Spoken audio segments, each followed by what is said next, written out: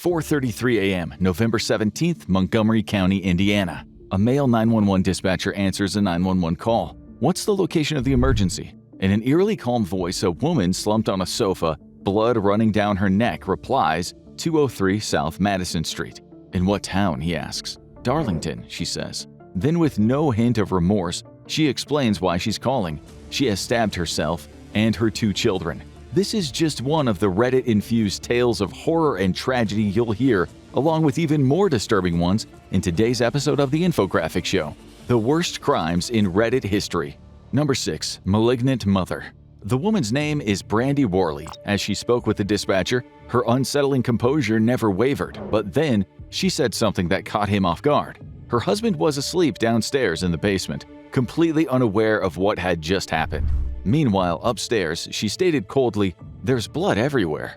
The sleeping husband was Jason Worley, but to the Reddit community he was known as JasonInHell. Why in hell? Well, because he had made the mistake of marrying the wrong woman. Before the murders, Jason had already turned to strangers for help. On the subreddit Relationship Advice, he'd written a post under the title, "I'm 30 male, having a hard time coping with my wife, 29 female, having cheated on me with our neighbor, 51 male." In his post, Jason explained that in 2015, more than a year earlier, he had been working exhausting 60-hour weeks as a software engineer. He was focused on providing for his family, unaware that his skills would soon reveal the truth about the woman he had married. He also admitted his long hours had kept him away from the 2 people that mattered most, his children, Tyler, 7, and Charlie, 3. After marrying in 2009, life had been good for a few years. But during the stressful days of his 12-hour shifts, Jason began noticing a change in Brandy. One day, he picked up her phone and saw she had set a password. That struck him as a red flag since she had always been open about her social media activity. She told him she was planning a big Father's Day surprise and didn't want him spoiling it by stumbling upon her messages. Jason didn't press the issue. After all, relationships are built on trust, right? About a week later, Brandy told him she'd been feeling guilty about hiding things from him. She came clean, hoping to ease his suspicion. Brandy revealed the surprise. She had hired their neighbor and friend, a construction contractor, to build an extension on the house, a personal office just for Jason, the workspace he'd always wanted. Jason wanted to believe her, but the locked phone nagged at him, a lingering doubt that festered in the back of his mind, one he just couldn't shake. In the weeks that followed, Brandy would tap out messages on her phone, a grin flickering across her face, like a teenager feeling the first flutters of young love. She was hiding something from him. He knew it. One day, Jason saw his chance. As soon as Brandy stepped into the shower, he grabbed her phone before the lock screen could activate and opened her messages. There it was, a text from Brandy to the neighbor, flirty and suggestive. That was the only incriminating message, but at the time, Jason didn't know that Brandy had her messaging app set to message self-destruct mode. He wrote on Reddit over a year later, "I felt uncomfortable with it, but I knew she had a perverted sense of humor, and I thought she would never do anything to hurt me."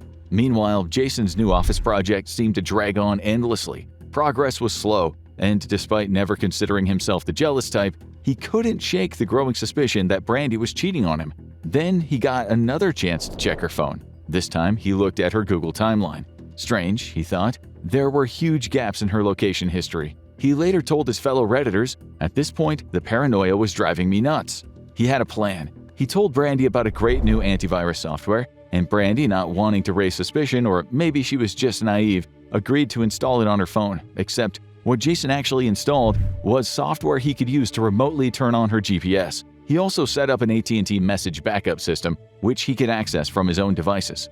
As for this neighbor who would always seem to be at Jason's house when he got home, he had a girlfriend of his own and a son from a previous marriage. The 2 neighbors were on very friendly terms. The kids sometimes hung out together. Jason even designed his construction website, which ironically stated in the bio it was, quote, "committed to building lasting relationships," and we guess breaking them too.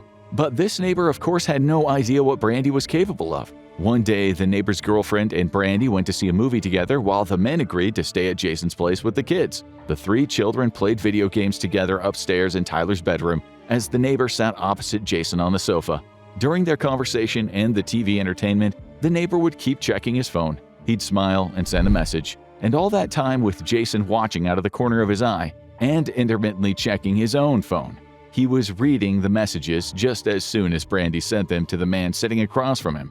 She was telling the neighbor what sex acts she wanted to perform on him, to which the neighbor reciprocated with his own lurid sexual fantasies. Jason could not believe what he was reading. "You're my girl now," wrote the neighbor, to which Brandy replied, "Always have been, and always will be." They agreed to meet on Monday morning just as soon as Jason went to work. It was the final straw. So when Brandy and the neighbor's girlfriend got back from the theater, laughing and joking about the movie, Magic Mike XXL, Jason was waiting. Brandy's smile vanished as she lowered herself onto the sofa, the laughter of their kids playing upstairs cutting through the thick, awkward silence. Jason looked at Brandy, and then at the neighbor, then back at both of them. "So, you two love each other, huh?" What ensued was a volley of recriminations and pathetic denials, followed by the indisputable evidence being laid before the cheating couple's eyes. Jason explained on Reddit, "The neighbors went home and my wife and I argued for the rest of the night about what we were going to do. The next day, Monday, the day that Brandy and the neighbor had planned their tryst, Jason was in a meeting when his phone buzzed in his pocket. It was Brandy. She said that she was sitting at home telling the kids that Mommy and Daddy were splitting up because Daddy was mad at her." Jason could hear them crying in the background. He felt awful. His whole life was about protecting those children from harm, and now they were being told that he was going to abandon them. He said on Reddit, "It was at that moment I realized she was going to drag the kids through hell if I left her. So I swallowed my feelings and begged her to stay." It seems he shouldered some of the blame himself. He'd obviously been working too much, not doing enough to make Brandy a happy wife. For a while, things seemed fine. Jason tried to move past it. But then, almost exactly a year after the Magic Mike truth bomb on the sofa, it happened again. A message, an image. Brandy, smiling seductively, completely naked, below it a very suggestive text, sent to the neighbor. It was an accident, she claimed, meant for Jason, not for him. Jason so much wanted to believe this, but he couldn't sleep at night. It's all he ever thought about. He wanted a divorce, but he still wasn't sure. So that's when he posted for the first time on Reddit. Towards the end of the post, he wrote, "I am afraid that after this much time and the fact that I begged her back, that to say that I want a divorce now would only make her more vindictive toward my children." So he talked about marriage counseling, but Brandy didn't want to go. After all, she was the guilty party and she would have some explaining to do. Instead, she told Jason that he'd never see the kids again if he left, and she'd tell the courts that he'd self-harmed in school, so he wasn't a stable parent. Jason wrote in an updated post, "She gives me an ultimatum to decide what I'm going to do, or she will decide for me." He received a lot of support from Redditors. Everyone said the same. "Get away. Get out. She is toxic. The kids will realize that one day. She is guilt-tripping you to stay." Jason replied to this mountain of supportive correspondence with the words, "I'm going to get myself and my kids out. I meet with an attorney next week. Thank you everyone for helping." You're going to see some horror stories later when social media is a catalyst for pure evil. But for Jason, it was a godsend. It worked. And then, on that very same thread, just weeks later, a user saw something on the local news. A local Montgomery news website ran the headline, "Mother admits killing 2 young children." Yellow tape was wrapped around the house. The family minivan was still parked in the driveway. Thoughts and prayers were issued by members of the public as they threw hate in the direction of Brandy, the woman who had told the dispatcher that night, "My husband divorced me and wanted to take my kids. I won't let him have my kids." Jason had filed for divorce a day earlier, and on the night of the slaying, he'd thrown the papers down in front of her as the kids slept upstairs. Brandy had asked him to sleep on the sofa, but he decided the air mattress in the basement was a better option. Was she planning to murder him too? Upstairs in her daughter's bedroom, Brandy had hidden a combat knife that she'd bought earlier from Walmart. In the early morning hours, she woke up her son and told him they were going to have a fun sleepover in his sister's room. He followed her without question. As they sat on the bed, she plunged the knife into his neck. Charlie awoke and, confused and scared, she asked Mommy what she was doing. Brandy told her to go back to sleep. Once Tyler was dead, she turned the knife on her now sleeping daughter. After the murders, Brandy picked up the phone and called the mother-in-law. Moments later, she arrived at the house only to be met with a scene of unimaginable horror. Her screams shattered the silence, jolting Jason awake in the basement. He rushed upstairs only to find his mother in the kitchen, crying and distraught, and Brandy in the living room, blood dripping down her neck. She glared at him and growled in a voice subdued by the Benadryl she'd taken, "Now you can't take my children from me." Her injuries were far from life-threatening. She'd gone much softer on her own throat than she had on her kids. She was later sentenced to 120 years, and it was all because she enjoyed cheating on her husband. A husband who had said one last thing on Reddit, a piece of advice about bringing up children. Always make sure they know how much you love them. I had the fortune that the last thing my children ever heard me say was, "I love you, good night. I will see you in the morning." That is a terrifying and sad story, and so is this next one, but it's also incredibly confounding. Number 5. The Office and Futility. Saturday, April 3rd, 2021, Allen, Texas. Around 1 a.m., police officers responded to a reported disturbance at a large red brick home on the 1500 block of Pine Bluff Drive. Inside, they found an affluent Bangladeshi family, bullet holes riddling their bodies. That house had once been a home and was now a crime scene. A grandmother, a husband and wife, Tawhid and Irene, their daughter, Tanvir, and alongside them their 2 sons, Farbin and Farhan. Both were bright, capable young men who in slightly different circumstances might have had a promising future. Back in 2020, a post on Reddit asked if you could push a button and someone in the world died but you got $1 million, would you push it?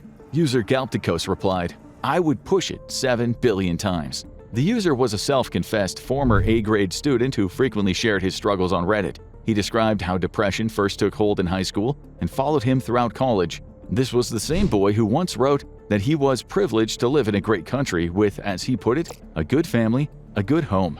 He had friends, opportunities, everything that should have made him happy. But he didn't feel happy, he felt useless. And worst of all, he didn't know why. He responded to many posts about mental health, once saying, being born was the most unfair thing that had ever happened to him. He'd make such serious and worrying comments between incessantly talking about Fortnite and writing about the difficulty of Mario Kart's Rainbow Road.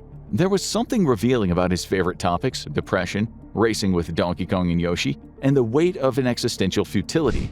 He was like a child, desperately trying to tear off his youth, stepping into an adult world he wasn't ready to wear.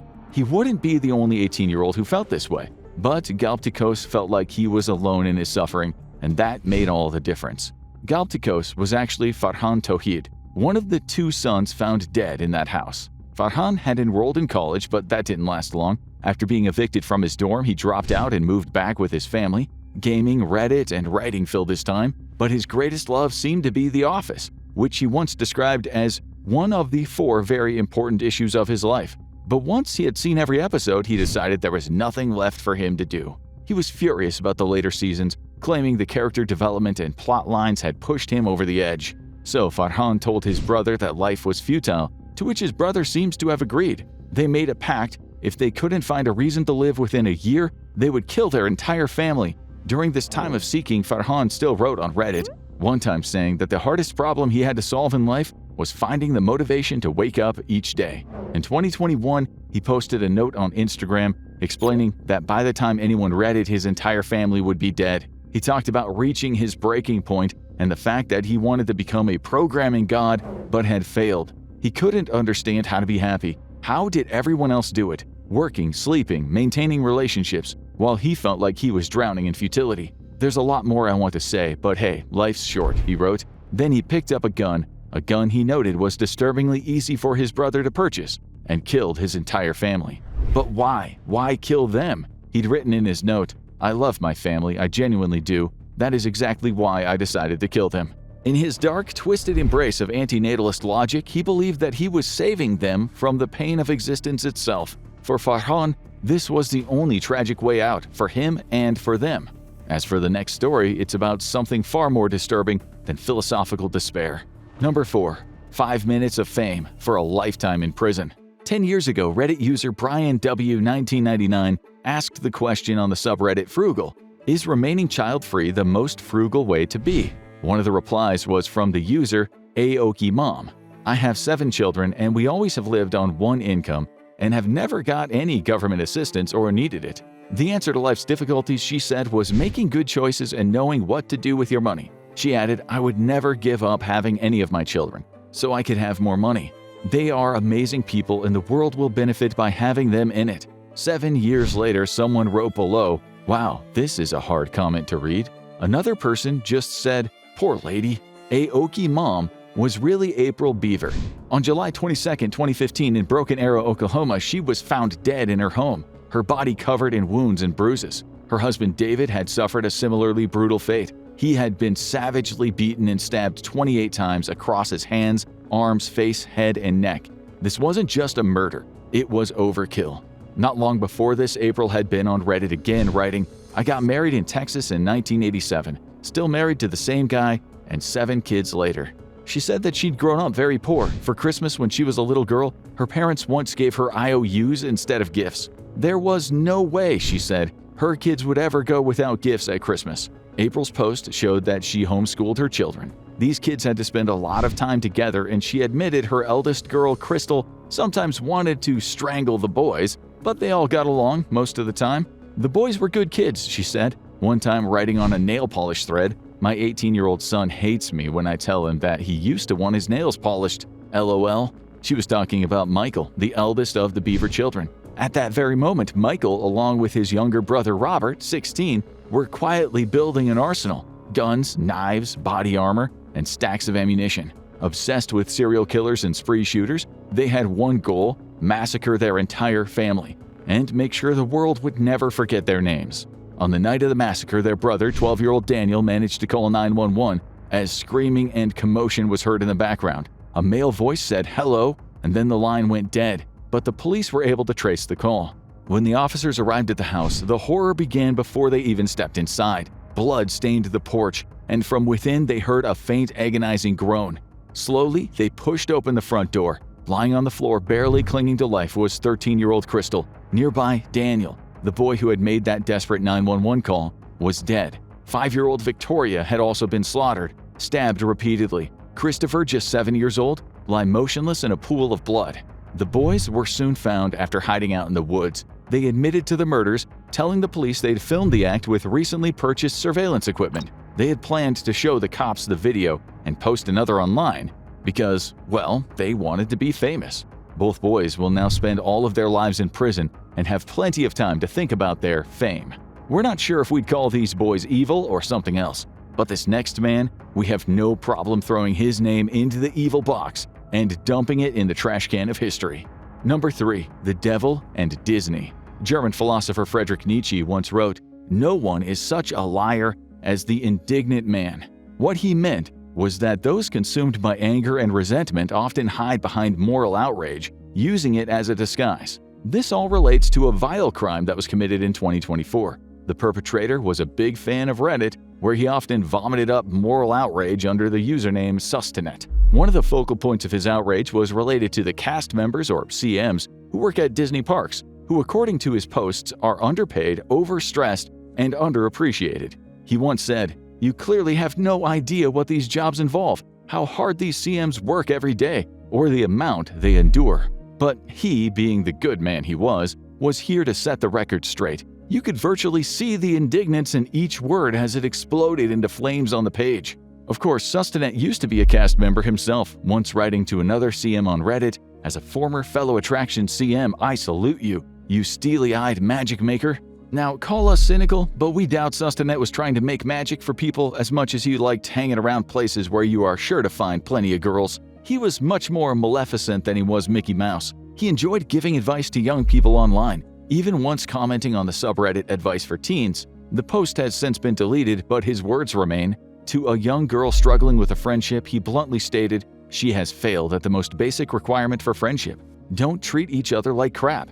Then offering wisdom to a teen that was navigating the stormy seas of adolescence, he wrote, "Find the people that make you happy, reflect who you are and who you want to be, and treat them well." Someone wrote below, "It's heartbreaking what happened, and he was over here giving advice to teenagers." The evidence is Sustanet on Reddit telling teens about red flags in relationships, when the reddest flag of them all should have been waving atop every single word he wrote. Let us explain. His name was Steven Stearns. Moments after lecturing kids about the dangers of defective parents and the true meaning of friendship, he found himself in a jail cell, staring down the hard end of a very long prison sentence. In March 2024, the body of 13-year-old Madeline Soto was discovered at around 4:30 p.m. off Hickory Tree Road in Central Florida.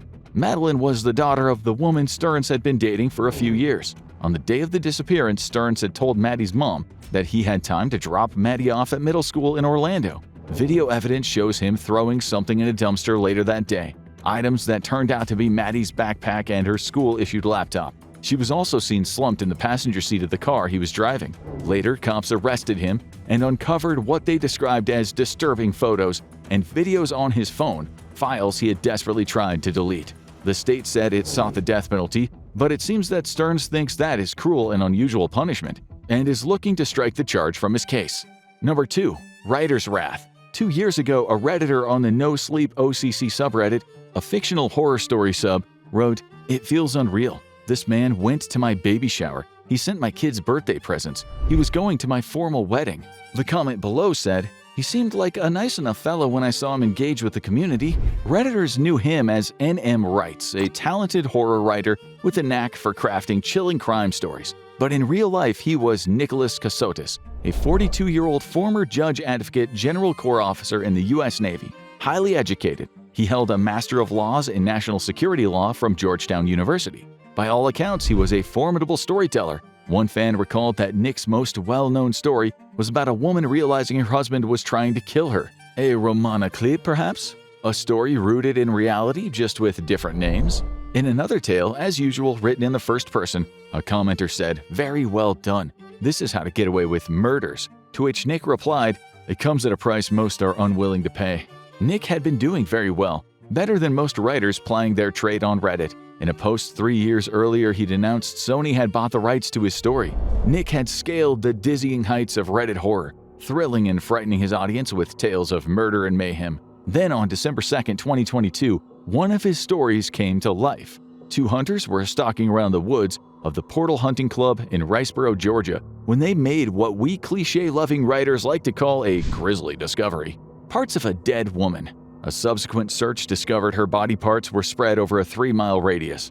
The FBI pieced together the remains, identifying them as belonging to a white female with brown eyes and shoulder-length brown hair.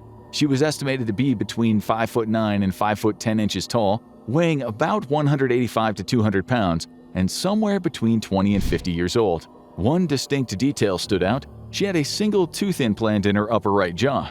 With the help of the crime lab, the DNA profile showed that this woman was Mindy Kasotis, Nick's beloved wife, the one seen in the beautiful white wedding dress in 2016 when the two got hitched.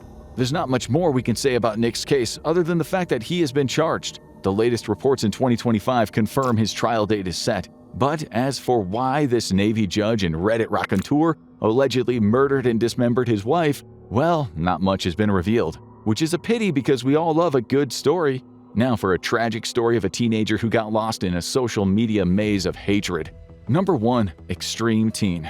Imagine the teacher's surprise when a student at a New York high school approached him and casually stated that his life goal after graduation was, quote, to murder someone. This was the same quiet, well-mannered boy who had once dreamed of becoming a civil engineer, just like his mom and dad. But something had snapped, and it seemed his metamorphosis wasn't natural. It was the result of a digitally cast spell. Peyton S. Gendron had gone online and learned all the wrong things about life. He had crawled into a conspiracy theory-laden, people-hating rabbit hole. And when he popped out the other end months later, he was talking about killing innocent people. Other students at the school said before that he seemed normal, although he'd once dressed in a hazmat suit for class, so maybe not entirely normal. But as far as red flags go, he wasn't enough to awaken the sleeping giant of therapy. His classmate, Cassandra, later said, he was always very quiet and never much said anything. Lucy, another girl who knew him, told the press, when I talked to him before, I could just tell he would not look into my eyes. Another student said that she knew him well and he was, quote, a really good kid, so sweet, kind. Oh, and he liked guns. He really liked guns, specifically the Bushmaster XM15 AR-15 style rifle. He liked talking about guns on social media, YouTube, Twitch, Discord, 4chan, and yes, Reddit. This quiet lad was something of a writer, later penning a highly racist 180-page manifesto in which that he said the hatred he was about to let loose in the most brutal manner was to, quote, spread awareness to my fellow whites about the real problems the West is facing. That's right, he had a manifesto before the reasoning part of his brain, the prefrontal cortex, had fully developed. He had a philosophy of life before he'd even lived one, and he wanted to become famous. He'd once written in his online diary, "It's not that I actually dislike other people, it's just that they made me feel so uncomfortable. I've probably spent actual years of my life just being online, and to be honest, I regret it." He started frequenting Reddit, obsessed over guns and armor. One of his favorite haunts was the subreddit Quality Tactical Gear, where he eagerly discussed weapons and equipment. One day, he posted a photo of himself decked out in full tactical gear, rifle aimed directly at the camera. He was ready to make himself famous, ready to destroy the lives of strangers. At around 2:30 p.m. on Saturday, May 14, 2022, he arrived. body clad in tactical armor, head protected by a helmet, and a body camera strapped on, broadcasting everything live on Twitch. He'd walked into the parking lot of a top supermarket in Buffalo and shot 4 people, killing 3.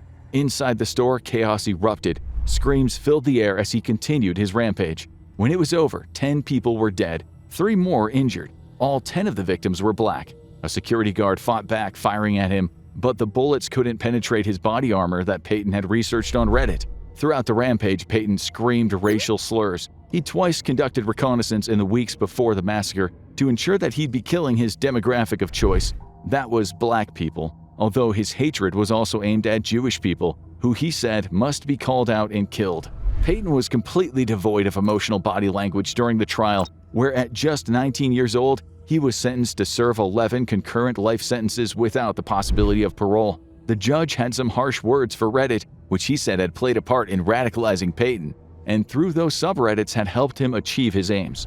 Reddit responded by saying there was no room for hate on the platform, but that didn't stop the lawsuit that later hit itself, Meta, and YouTube. Standing before the court, Payton admitted he had acted out of hate. It was a hate that he had fine-tuned online, shaped by the darkest corners of social media, a place where the good, the bad, and the truly ugly coexist.